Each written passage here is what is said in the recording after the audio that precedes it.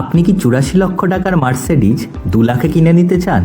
হ্যাঁ, শুনতে অদ্ভুত লাগলেও এটা সত্যিই ঘটেছে আমাদেরই ভারতের রাজধানীতে দিল্লি, যে এখানে শুরু হয়ে গেছে পেট্রোল আর ডিজেল গাড়ির শেষ সময়।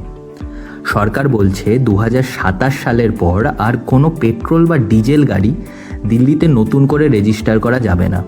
এমনকি যদি গাড়ির সব কাগজ ঠিকঠাক থাকে, পলিউশন সার্টিফিকেটও ঠিক থাকে, তবুও সেই গাড়ি চলতে পারবে না।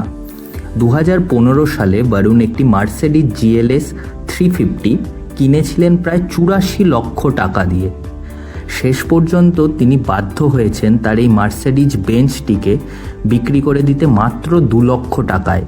হ্যাঁ, ৮৪ লক্ষ টাকা দিয়ে মার্সিডিজ বেঞ্চ কিনে বরুণ বাধ্য হয়েছেন সেটিকে মাত্র ২ লাখে বেচে দিতে। এটা আজ শুধু এক বরুণ বীজের গল্প নয়, এটা আজ সকলের কাছে একটা প্রশ্ন। এই নিয়ম কি সত্যিই পরিবেশ রক্ষার জন্য, নাকি মধ্যবিত্তদের ঠকানোর একটি নতুন কৌশল?